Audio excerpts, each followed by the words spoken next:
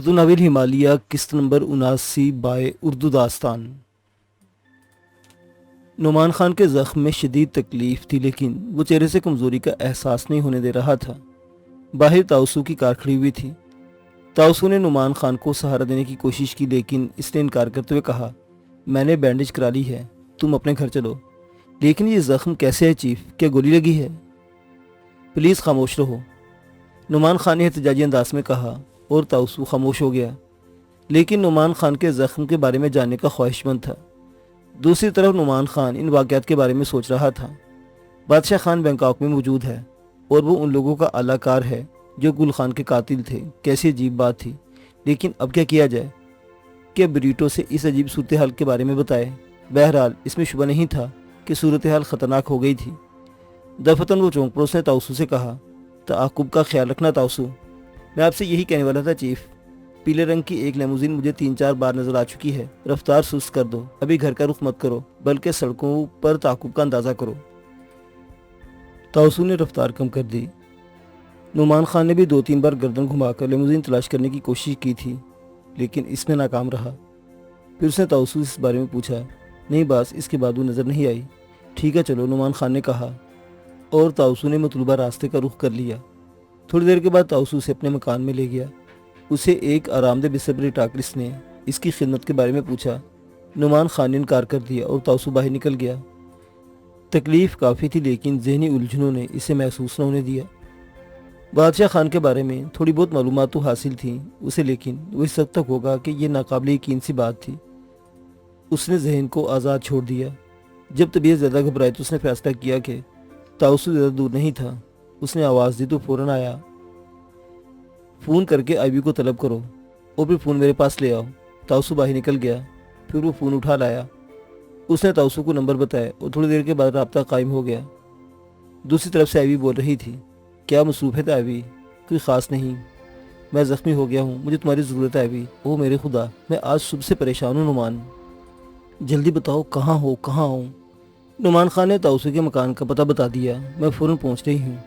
پاپا کو اس سلسلے میں کچھ مت بتانا، بعد میں انہیں تفصیل بتا دی جائے گی۔ آئی وی نے کوئی جواب دیے بغیر فون بند کر دیا، اور تھوڑی دیر کے بعد وہ پہنچ گئی۔ اس کا چہرہ دھواں دھواں ہو رہا تھا۔ کیسا زخم ہے؟ کیا ہوا ہے آخر؟ آئی وی نے مستبانہ انداز میں کہا۔ نعمان خان نے اسے پوری کہانی سنا دی۔ آئی وی اور پریشان ہو گئی۔ اور تم یہاں اس غیر محفوظ جگہ موجود ہو جہاں تمہاری بہتر حفاظت بھی نہیں ہو سکتی اور نہ علاج؟ نہیں آئی وی، میرے خیال میں یہ محفوظ ترین جگہ ہے۔ کیوں؟ آخر کیوں؟ یا تو تمہاری حفاظت کے لیے زیادہ لوگ بھی موجود نہیں؟ آئی وی پریشانی سے بولی۔ اس کے باوجود یہی میرے لیے محفوظ ترین جگہ ہے۔ تم سمجھنے کی کوشش کرو آئی وی، وہ لوگ غلط فہمی میرے پیچھے لگ گئے ہیں۔ حالانکہ جو کچھ مجھے معلوم ہوا ہے وہ میرے لیے واقعی تشویشناک ہے، لیکن میں اس سلسلے میں براہ راست کوئی کارروائی کرنے کا مجاز نہیں۔ البتہ انہیں یہ شبہ ہے کہ گل خان نے مجھے سب کچھ بتایا ہے، اور اب وہ میری آواز بند کر دینا چاہتے ہیں۔ اگر میں اپنے ساتھیوں تک پہنچا تو میرے ساتھی بھی خطرے میں پڑ جائیں گے، اس لیے میں نے اپنا گھر بھی چھوڑ دیا ہے۔ نہیں آئی وی، میں نہیں چاہتا کہ وہ پریشان ہوں، خان نے تسلی دیتے ہوئے کہا، اور آئی وی خاموش ہو گئی۔ بہرطور اس کے بعد وہ تن من سے نعمان خان کی خدمت گزاری میں لگ گئی۔ دل و جان سے چاہتی تھی اسے، اور پھر نعمان خان کا التفات اس کے لیے اور بھی مسرت افزا تھا۔ چنانچہ تاؤسو اور آئی وی کی تیمارداری سے نعمان خان کو اپنے درد میں خاصی کمی محسوس ہوئی تھی۔ شام ہو گئی۔ رات کو خاصی دیر تک آئی وی اس کے پاس بیٹھی رہی۔ پھر اس نے نعمان خان کے کمرے میں سونے کا فیصلہ کر لیا۔ حالانکہ نعمان خان نے اسے درخواست کی تھی کہ وہ دوسرے کمرے میں آرام کرے، لیکن آئی وی نے اس کی بات نہیں مانی تھی۔ رات کا نہ جانے کون سا پہر تھا جب دفتن آئی وی اچھل کر نعمان خان کے بستر پر پہنچ گئی۔ نعمان خان گہری نیند سو رہا تھا۔ اس نے نعمان خان کے رخسار پر ہاتھ رکھا، اس کے کان میں سرگوشی کرتے ہوئے بولی، باہر کچھ آہٹیں ہیں نعمان خان؟ کیسی آہٹیں؟ نعمان خان نیند خوابی کے عالم میں بولا، جاگو تو صحیح، مجھے خطرہ محسوس ہو رہا ہے۔ آئی وی بولی، اور نعمان خان اٹھ کر بیٹھ گیا۔ یہ تم کیسے کہہ رہی ہو؟ یس باہر، بس باہر مجھے بہت سے قدموں کی آہٹیں محسوس ہو رہی ہیں، آئی وی کپ کپاتے لہجے میں بولی۔ نعمان خان نے بستر میں اپنا پستول تلاش کیا، اس کے چیمبر چیک کیے، اور پھر دبے قدموں دروازے کی طرف چل پڑا۔ آئی وی اس کے شانے پر چپکی ہوئی چل رہی تھی۔ نعمان خان نے دروازہ تھوڑا سا کھولا، اور اسی وقت باہر تیز روشنی ہو گئی۔ وہ 5 آدمی تھے، سیاہ نقابوں میں ملبوس، ہاتھوں میں پستول لیے، لیکن روشنی کرنے والا تاؤسو تھا جو ان کے سامنے دونوں ہاتھ پھیلائے کھڑا تھا۔ وہ 5 اسے دیکھنے لگے۔ پھر ان میں سے ایک نے آگے بڑھ کر پوچھا، کون ہو تم؟ وہ کہاں ہے؟ تاؤسو نے کوئی جواب نہ دیا۔ وہ خاموشی سے ان کے ہاتھوں میں دبے ہوئے پستولوں کو گھور رہا تھا۔ نعمان خان نے محسوس کیا کہ تاؤسو غیر محسوس انداز میں پیچھے کھسک رہا ہے۔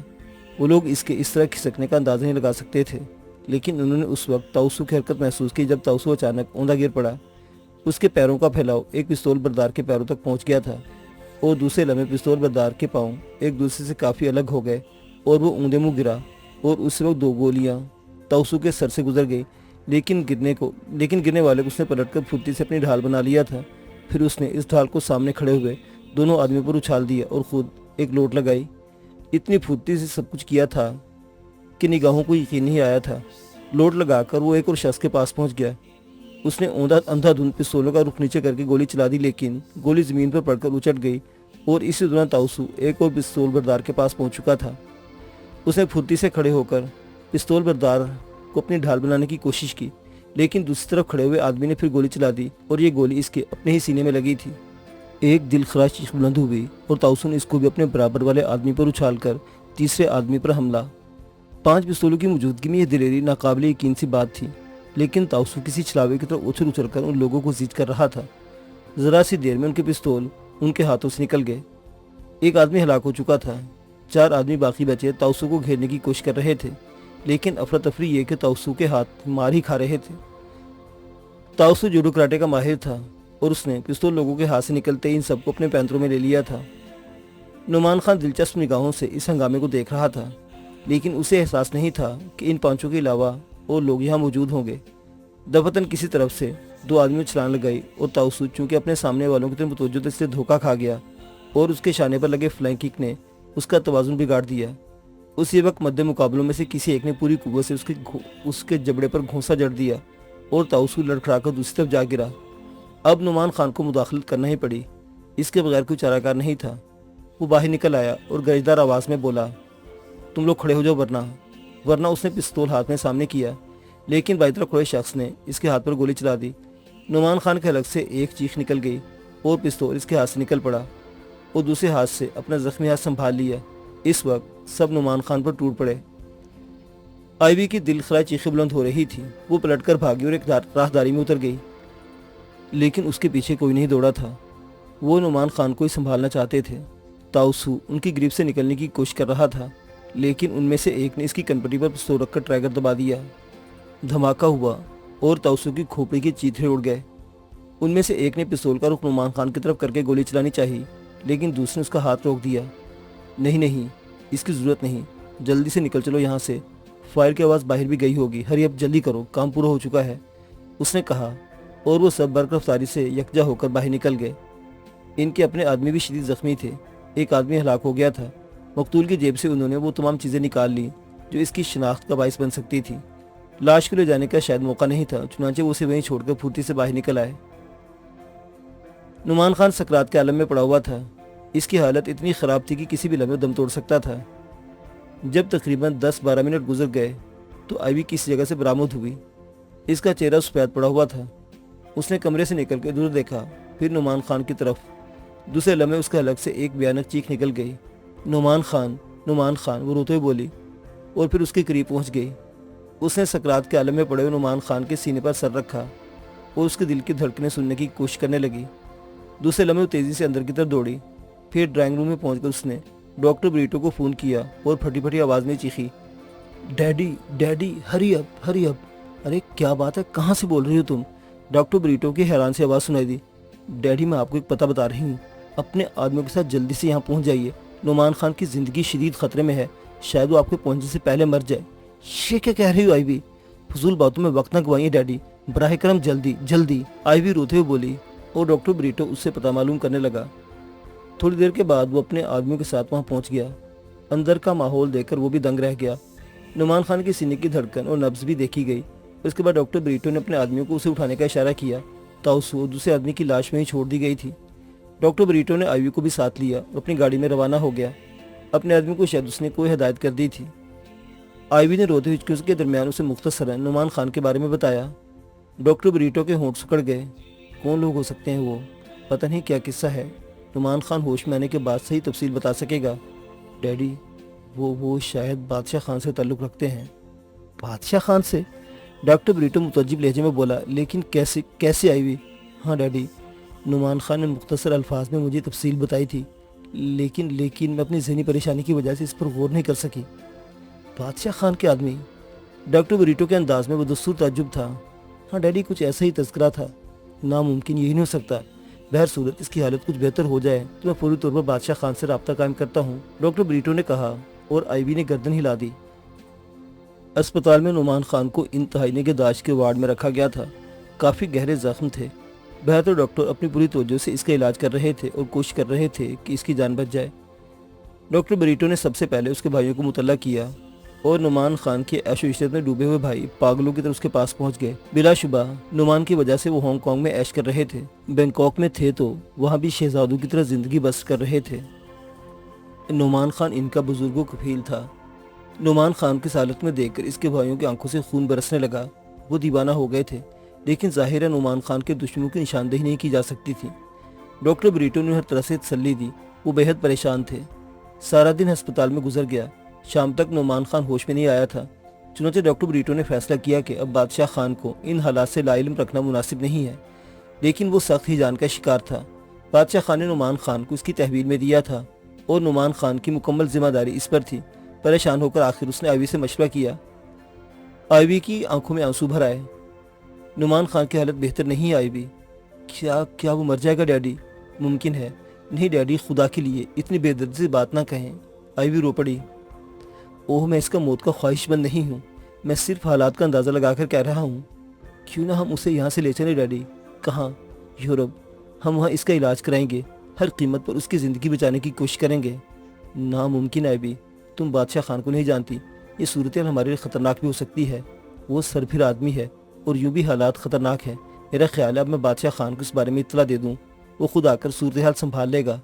اگر اس کی مرضی ہوئی تو ہم اسے یورپ لے جائیں گے، تمہیں خود کو سنبھالنا ہوگا۔ آئیوی نے کوئی جواب نہیں دیا۔ اوکے بیبی، خود کو سنبھالو۔ بریٹو اسپتال سے واپس چل پڑا۔ ایڈنا ڈمپل نے اپنی زندگی بڑے شاہانہ انداز میں گزاری تھی۔ اس نے کبھی کسی کی برتری قبول نہیں کی تھی، لیکن اس پاگل وحشی کو قابو میں رکھنا اسے دنیا کا سب سے مشکل کام معلوم ہو رہا تھا۔ وہ ہر لمحہ اس کے لیے فکر مند رہنے لگی تھی۔ شیران کی بعض عادتیں اسے اتنی پسند تھی کہ بے اختیار اس کے اندر کی عورت جاگ اٹھی تھی، لیکن شیران کے افکار و خیالات کا بھی اسے بخوبی اندازہ ہو چکا تھا۔ وہ جانتی تھی کہ اس سرکش گھوڑے کو رام کرنے کے لیے کوئی بھی کوشش موت کے مترادف ہو سکتی ہے۔ اس کے نظریات ایسے ہی خوفناک تھے، چنانچہ وہ مشکل تمام اسے قابو میں رکھے ہوئے تھی۔ شیران بھی اس ماحول میں کچھ گھل مل سا گیا تھا۔ ویسے بھی انہوں نے جگہ تبدیل کر دی تھی اور تحد نگاہ درخت اور گھاس اگی ہوئی تھی، اور ان درختوں کے درمیان زندگی بسر کرنا بے حد مشکل کام تھا۔ ایڈنا ڈمپل ابھی تک وہی چکر چلائے ہوئی تھی۔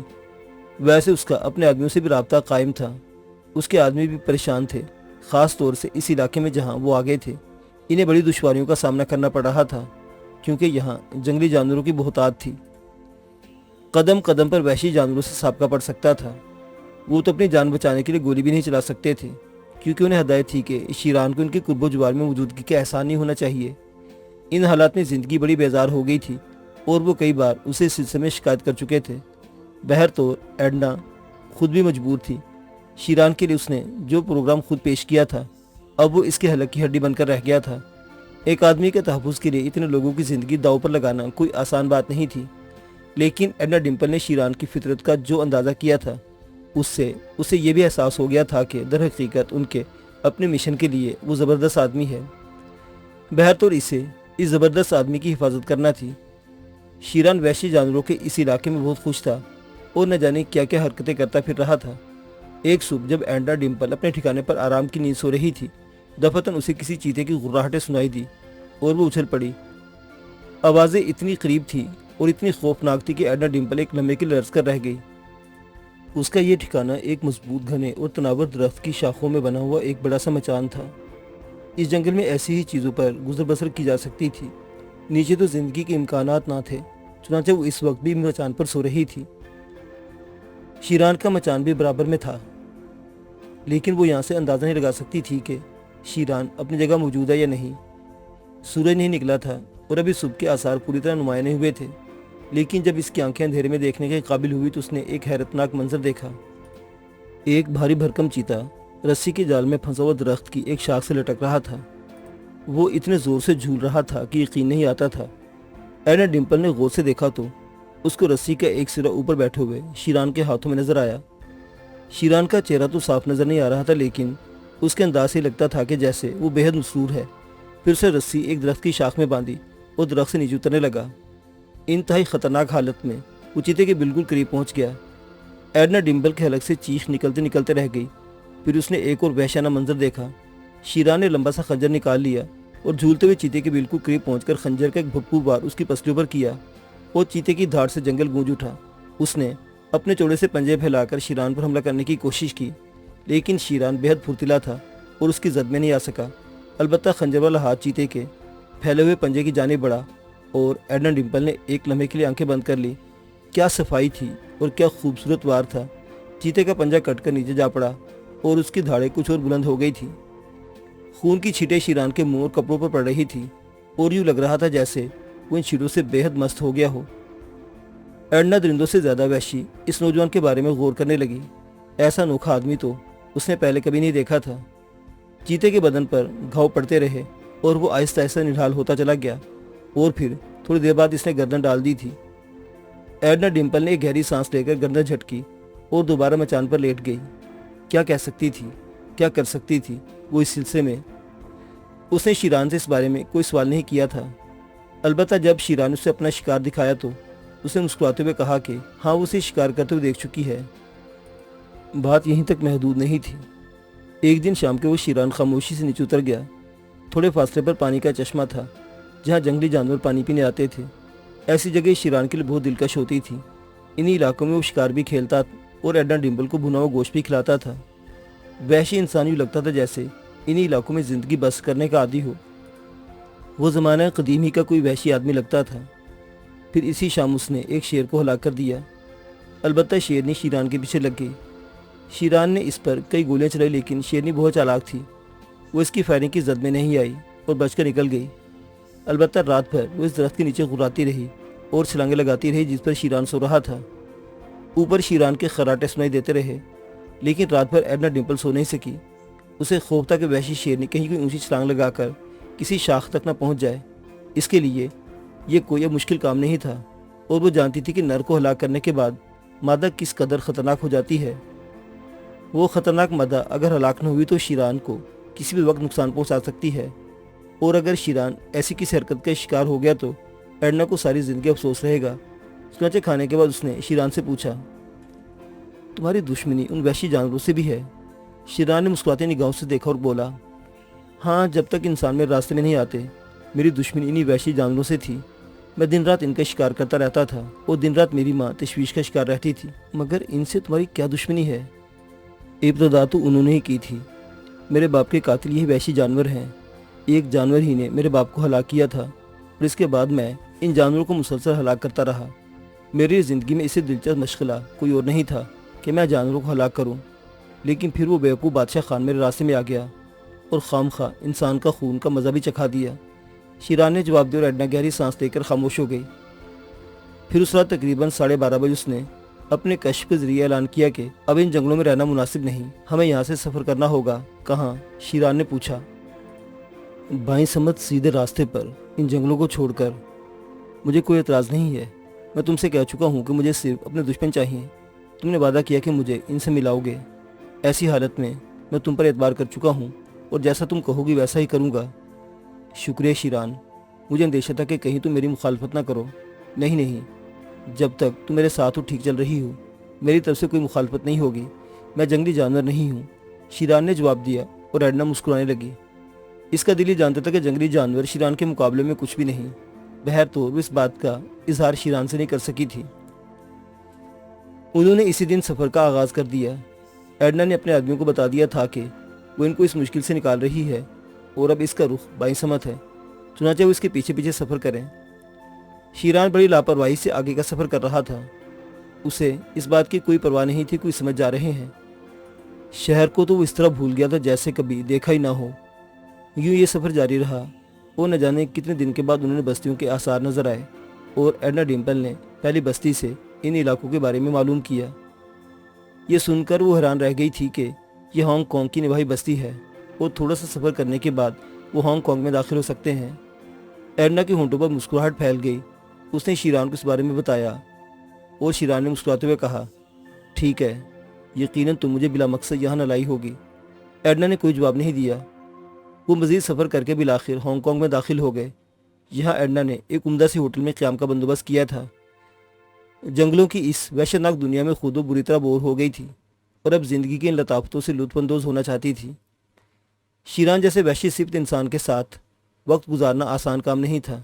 بہر تو جس طرح وہ ہانگ کانگ میں داخل ہوئی اس پر اسے بھی شدید حیرت تھی، لیکن بہر تو انہوں نے بارتھم کے علاقے کو اس لیے منتخب کیا تھا کہ وہاں سے وہ مختلف سمتوں کو نکل سکتے تھے۔ ہانگ کانگ کے ایک خوبصورت 5 اسٹار ہوٹل میں داخل ہونے سے پہلے انہوں نے اس سامان کی خریداری کی تھی۔ ایڈنا شیران کا حلیہ بھی بدلنا چاہتی تھی۔ اس نے بڑی چالاکی سے شیران کو سمجھاتے ہوئے کہا، ممکن ہے ہمارا مقصد پورا ہو جائے، لیکن شیران، کیا تم یہ پسند کرو گے کہ تمہارے دشمن ایک نظر میں تمہیں پہچان لیں؟ میری رائے ہے کہ انہیں دھوکے میں رکھنے کی تم اپنے حلیے میں تبدیلی کر لو۔ اس میں کیا حرج ہے، لیکن تبدیلی کیسی کی جائے؟ کچھ سامان خرید لیتے ہیں جن میں لباس وغیرہ بھی شامل ہوں گے۔ میرے خیال میں لباس تبدیل کر کے تمہاری شخصیت میں خاصی تبدیلی پیدا ہو جائے گی، ایڈنا نے کہا، اور شیران تیار ہو گیا۔ ایڈنا ڈمپل شاید اس سلسلے میں واحد عورت تھی جس کی باتیں وہ آنکھیں بند کر کے مان لیا کرتا تھا۔ کبھی کبھی ہی کوئی اختلاف ہوتا اور جب ہوتا تو ایڈنا ڈمپل کو ہی خاموش ہونا پڑتا تھا۔ چنانچہ شیران نے اپنے حلیے میں تبدیلی کر لی تھی اور اب وہ دونوں نئے ساز و سامان کے ساتھ اس 5 اسٹار ہوٹل میں داخل ہوئے۔ 5 اسٹار ہوٹل کے حسین ترین کمرے میں انہیں جگہ مل گئی تھی۔ ایڈنا نے شیران کو اپنے ساتھ ہی رکھنا پسند کیا تھا، حالانکہ اس میں کچھ مشکلات بھی تھیں، لیکن جانتی تھی کہ وحشی صفت انسان کسی ایک جگہ نچلا بیٹھنے کا عادی نہیں ہے اور اسے کوئی دقت نہیں ہوگی۔ چنانچہ یہ مقیم ہونے کے بعد جب پہلی بار شیران نے ہانگ کانگ دیکھنے کی اجازت مانگی تو اس نے بخوشی شیران کو اجازت دے دی اور نرم لہجے میں بولی، دیکھو ڈیئر، تم جہاں دل چاہے جاؤ، لیکن ہم اس بین الاقوامی شہر میں اجنبی ہیں۔ کوئی ایسی بات نہیں ہونی چاہیے جس سے ہمیں پریشانی اٹھانی پڑے۔ تم میرا مطلب سمجھ رہے ہوگے؟ میں شریف آدمی ہوں، تم اس کی فکر کیوں کرتی ہو؟ شیران نے مسکراتے ہوئے کہا اور ایڈنا نے گہری سانس لے کر گردن ہلا دی۔ وہ اس شریف آدمی کو اچھی طرح جانتی تھی۔ شیران کے باہر نکلنے کے بعد اس نے سب سے پہلے کام یہ کیا تھا کہ اپنے ڈپارٹمنٹ کے اس شریف آدمی کے ساتھ یہاں آنے کی اطلاع دے دی تھی۔ اس سلسلے میں اس سے کوئی باز پرس نہیں کی گئی کیونکہ شیران کا وہ مسئلہ مکمل طور پر اس کے سپرد کر دیا گیا تھا اور ان علاقوں کی وہی حکمران تھی۔ یا ہانگ کانگ میں بھی اس کا عملہ موجود تھا اور اگر وہ چاہتی تو بآسانی کام لے سکتی تھی۔ چنانچہ اس نے دوسرا کام یہی کیا کہ اپنے عملے کے افراد کو کال کر کے انہیں ہدایت کر دی کہ شیران کی نگرانی کریں، اور اس سلسلے میں اس نے شیران کا حلیہ ان لوگوں کو بتا دیا تھا۔ اس نے انہیں ہدایت کی تھی کہ اگر کوئی خاص بات ہو تو فوری طور پر اسے اطلاع کی جائے تاکہ وہ شیران کے بارے میں مزید ہدایات جاری کر سکے۔ شیران تو چلا گیا، لیکن ایڈنا کے لیے سوچنے کے لیے بہت کچھ چھوڑ گیا۔ اس وحشی انسان کو طویل عرصے تک قابو میں رکھنا آسان بات تو نہیں ہوگی۔ اس سلسلے میں کچھ اور ہی سوچنا پڑے گا۔ اس مشن میں تو ابھی بہت وقت ہے، اس کے بعد تو طویل انتظار کرنا ہے، اور اس طویل عرصے تک اس جانور نما انسان کو کیسے قابو میں رکھا جائے۔ ایڈنا اس سلسلے میں Y3 ڈپارٹمنٹ سے مشورہ کرنا چاہتی تھی۔ بہرطور اب جو کچھ بھی ہو، یہ قدم تو اٹھا ہی بیٹھی تھی اور اس نے اس کی پوری ذمہ داری بھی قبول کر لی تھی۔ معزز سامعین حضرات، یہ داستان ابھی جاری ہے۔